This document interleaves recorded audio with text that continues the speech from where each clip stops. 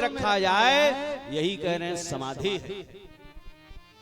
न कौ देवता दुख दियता है, न कोनो ग्रह दुख दियता है, कहता है न कर्म दुख दियता है, न काल, न कोई तोरे नाते रिश्तेदार घर परिवार। ये मन हमने समझ लिया ये हमारा दुश्मन है, ये हमारा बैरी है, ये मित्र है, ये मन ने कल्पना कर करके सब बनाया।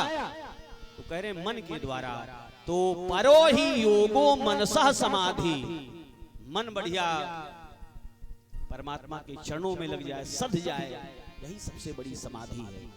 लोग इनको मारते, गांव में जाते तो धक्का दे देते, इनका पात्र छीन लेते, लेकिन कुछ नहीं बोलते। बोले ये क्या, जैसे जीव दांत ने काट दिया तो कोई अपने दांत को तोड़ देगा, ऐसे सब में, सब शरीर में वही आत्मा है।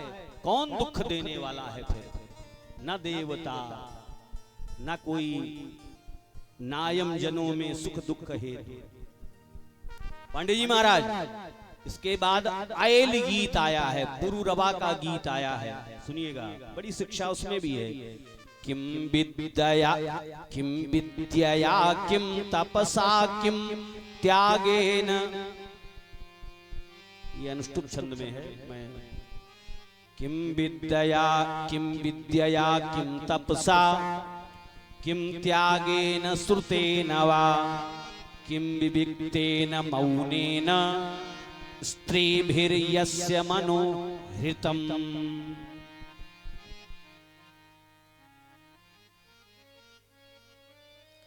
यह कह मन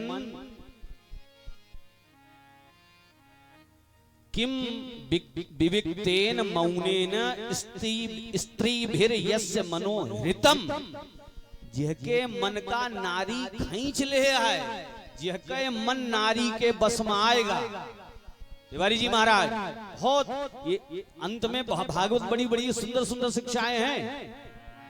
कहता है किम विद्या बने रहो तुहरे विद्वान भय से, तुहार मन नारी के बस में है, नारी के चक्कर में पड़ा रहा तू, आंख बस में नहीं है, परिस्त्री का दर्शन कर रहे हो, परिस्त्री में आसक्त हो रहे हो, तुहार सब किया कराया सब पानी है। कहता है किम विद्या, भागवत रट लियो, सब धोए दे, कोनो काम के नहीं रहेगा। जो अपनी दृष्टि से, बुरी निगाह से, कुदृष्टि से नारी को देखता है। किम विद्या किम तपसा, जपो माला राम राम राम, मुमा राम बगल में छुरी, करे कोनो फायदा नहीं। किम त्यागेन, त्याग कह रहो, श्रुतेन विद्या पढ़े रहो, वेद पढ़े रहो, विविक्तेन वैराग्य, मौनेन मौनी बाबा बना रहो, और गलत काम करते हो।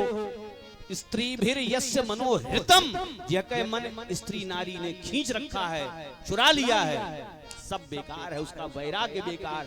ये आइल महाराज कह रहे हैं, पुरुरवा जी कह रहे हैं, आइल गीत है भागवत का, विशुद्ध ज्ञान है भागवत में। एक भी अगर अपना लिया जाए कल्याण हो जाए।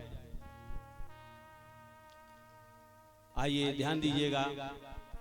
इसके बाद ये सब ज्ञान दिया उद्धव जी को भगवान द्वारिकाधीश। इसके बाद भगवान कहने लगे, उद्धव अब तुम बद्रिकाश्रम को चले जाओ। भगवान के साथ जाना चाहते थे, भगवान ने मना कर दिया, अब तुम बद्रिकाश्रम को जाओ। भगवान की चरण पादुका लेकर के उद्धव जी महाराज भगवान के चरणों में वंदन करके बद्रिकाश्रम को चले गए। और अब भगवान पूरे परिवार, तिवारी कितना परिवार है, 56 करोड़ यदुवंशी हैं, सबको लेकर के प्रभासक क्षेत्र में गए, समुद्र के किनारे। बोले भाई तुम लोगों को श्राप लगा है, भजन वगैरह करो, तप करो, जप करो। जब तब के कहा है, मैरेक नाम की मदिरा पी लिया। और तिवारी जी वही जो लोहे के चूरा रहा ना, उससे एरका घास, तिवारी जी हमारे सोचे तो ही एरका घास का आए, लंबी लंबी जो पटेरा कहूँ पटेरो बोलत होगा, पटेरा घास। और मदिरा पी लिया, अस्त्र शस्त्र चले, जब अस्त्र शस्त्र टूट गए तो वही एरका घास उखाड़ा, पटेरा घास, उसी को एक दूसरे के ऊपर मारने लग गए। भगवान कृष्ण बलराम ने मना भी किया लेकिन नहीं माने। 56 करोड़ यदुवंशी वहीं धराशायी हो गए। उसमें से 4-5 केवल शेष बचे। चतुः पंचावशेषिता, भगवान के परपोते बचे बजनाभ आदि, तो ये सब 4 लोग बचे। इसके बाद बलराम जी समुद्र के किनारे आए, भगवान का ध्यान करते हुए परम धाम को पधारे। एक बार भगवान के बड़े भैया हैं, इनकी जय जयकार कर दें। श्री बलराम जी महाराज की। और भगवान अब द्विभुज नहीं है, भगवान चतुर्भुज स्वरूप लेकर के पीपल के वृक्ष के नीचे आ गए। ध्यान दीजिएगा, दाहिनी जंघा पर अपने बाएं चरण को रखे हुए हैं। जरा नाम का बहेलिया चला, उसने समझा हिरण का मुख है, लाल लाल तलवा, उसने भगवान के चरण तलवे में बाण मारा। वो बाण भगवान के तलवे में लगा, जाके बहेलिया भागता हुआ आया। बोले प्रभु गलती हो गई। बोले कोई बात नहीं भैया, तो हमारे धाम को जाओ। देखो ये स्वभाव है, बाण मारे वाले बहेलिया का भगवान अपन धाम दे दे। और को होते झगड़ा कह लेते, लेकिन भगवान ने जरा बहेलिए को कहा हमारे धाम जाओ। दारुक सारथी आए, दारुक जैसे रथ से उतरे, भगवान का धाम, भगवान का रथ भगवान के धाम को चला गया। ये भगवान के धाम से आया था। और दारुक सारथी से कहा प्यारे तुमने जीवन पर्यंत मेरी बड़ी सेवा किया, हमारे सारथी बने रहे, प्यारे अब जाओ। हमारे परम धाम जाने के बाद ये द्वारिका समुद्र में विलीन हो जाएगी। अर्जुन से कहना कि सबको खाली करवा दें द्वारिका, और सबको लेकर के अपने संरक्षण में इंद्रप्रस्थ या मथुरा चले जाएं। और भगवान की परिक्रमा करके दारुक यहाँ से प्रस्थान कर गए। रोए हैं, एक दिन मैंने प्रसंग बताया था, वो समय नहीं रहा। और इसके बाद यहाँ से प्रस्थान किए। सब ब्रह्मादिक इंद्रादिक देवता आए हुए हैं भगवान का दर्शन करने के लिए।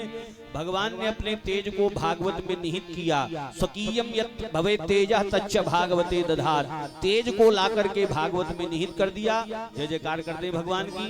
बोलिए श्रीमद् भागवत महापुराण की। और अपने शरीर के साथ, ये नहीं कि भगवान शरीर छोड़ गए यहाँ ना, भगवान का शरीर अप्राकृत है, हम लोगों का प्राकृत शरीर है। और अपने धाम को चले गए भगवान। एक बार जय जयकार कर दें श्री द्वारकाधीश भगवान की। तिवारी जी इसके बाद 12वां स्कंद प्रारंभ हो रहा है। ये अंतिम स्कंद है। इसमें कलयुग के राजाओं का, कलयुग के धर्म का वर्णन है। कहा जैसे जैसे कलयुग आगे बढ़ेगा, धर्म का, पवित्रता का, सत्य का, क्षमा का ह्रास होता जाएगा, माने चीजें कम होती जाएंगी। स्नान में वो प्रसाधनम, आदमी स्नान आदि कैसे करेगा? प्रसाधनम माने समझता हो, क्रीम पाउडर लगा ले स्नान होएगा। अंग्रेज में काव करत है, 10 दिन ना नहीं है, लेकिन सेंट लगाए हुए महकता है, गमकता है। लेकिन अब इंडिया में भी वही कल्चर अब प्रारंभ हो रहा है। दूरे वार्यणम तीर्थम लावण्यम केशधारणम, बाल की शोभा रह जाएगी। एक दिन मैंने बताया था, जितना बाल खोल के चलो, कैंची से कटवाए के चलो, वही मॉडर्न महिला है। आंचल सिर पे रखती है, बाल नहीं कटवाती है, बोले गांव के गंवारी नहीं है। ये सब होगा, स्थिति अब आएगी, अब आ चुकी है धीरे धीरे। कभी बहुत वृष्टि होगी, कभी वृष्टि नहीं होगी, सूखा पड़ जाएगा। और राजा लोग अर्थात नेता लोग जो है ये चोर डाकू के समान हो जाएंगे। टैक्स पर टैक्स जनता पे लगाएंगे, लेकिन जनता पे क्या बीत रहा है इसको कभी सुनने नहीं आएंगे। पाखंड प्रचुरे धर्म में पाखंड का प्रचार प्रसार हो जाएगा। यशोर्थे धर्म सेवनम, तिवारी जी महाराज, आदमी धर्म कर्म करेगा कि हमारा नाम हो जाए। पांडे जी अब यहू विडंबना हो जाती है। भंडारा करवाए के बाद कई जने हमसे कहा थे महाराज हम 20 टीन के भंडारा करवा, 50 टीन के करवावा। क्या करवाए आप? घमंड ना दिखाओ।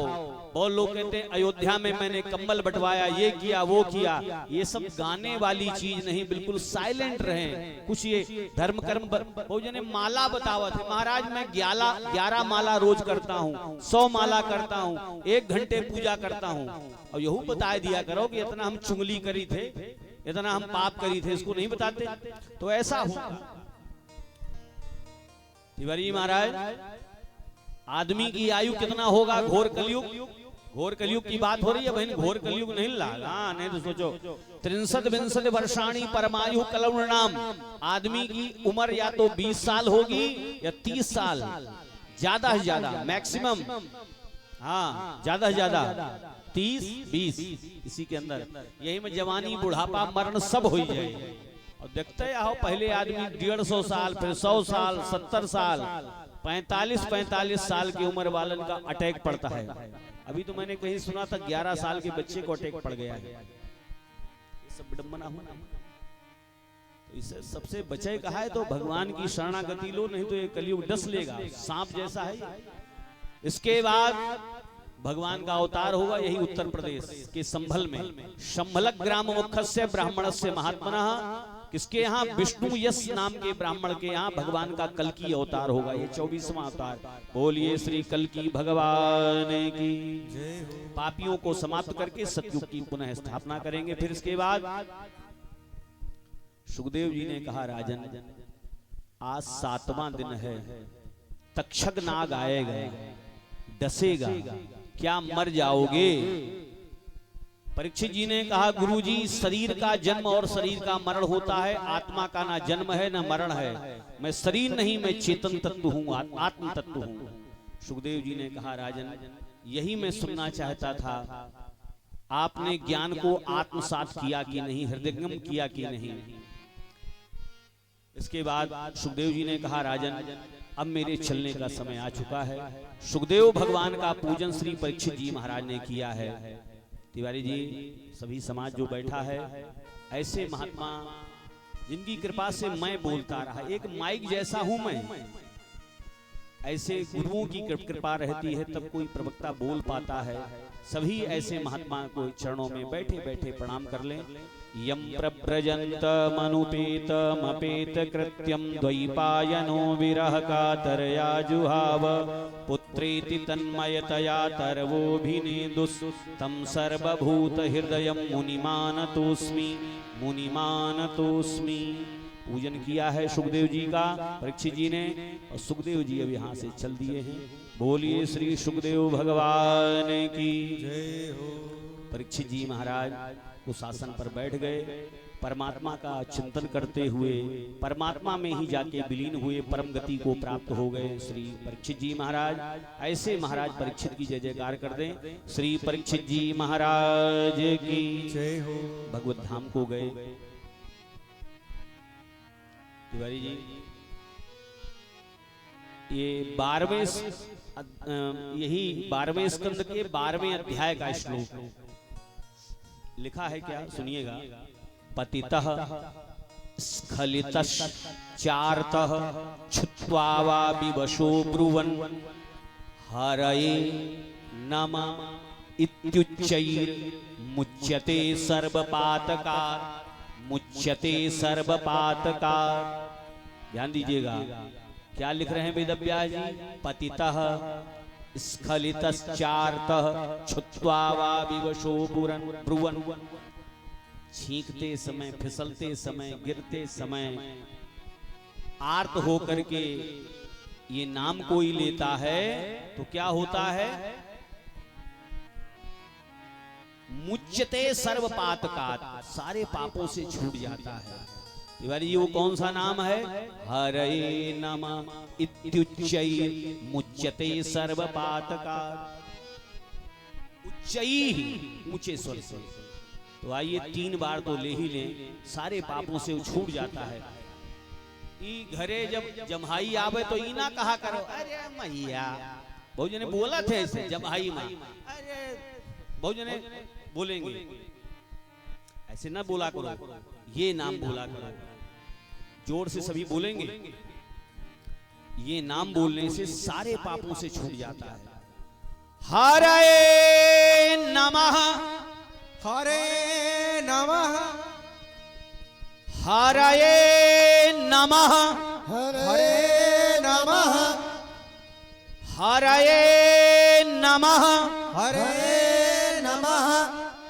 मुच्यते सर्व पातकात्, सारे पापों से वो छूट जाता है। हरे नमः, ये मंत्र का उच्चारण करने से तो आप यहाँ तो ले ही रहे हैं, घर में भी हरे नमः, हरे नमः, कभी पाप फटकेगा नहीं पास में। हाँ, और परीक्षित जी महाराज परम धाम को पधारे हैं। और इधर तिवारी जी हम लोगों ने पहले दिन कहां से कथा प्रारंभ किया था?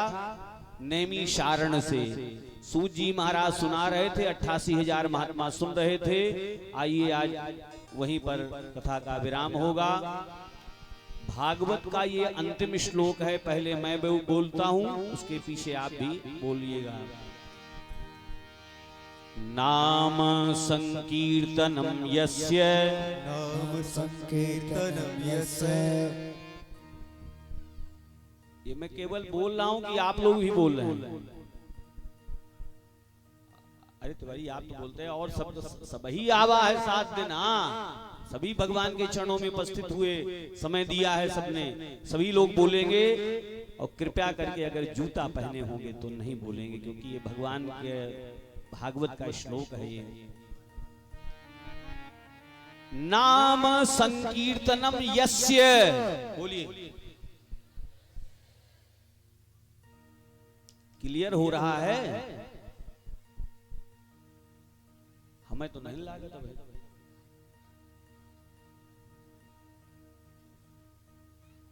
तिवारी तिवाराइन से पूछत नहीं, समझ में नहीं आवा कहा? अरे माता जी बोलती हम इसलिए तिवारी पूछ रहा हूं। कोई बूढ़ी बुजुर्ग जैसे पढ़ी लिखी ना हो, पहले की माताएं कहा तो सबको बोलना है। तिवारी जी अब मैं एक एक शब्द बोल रहा हूं।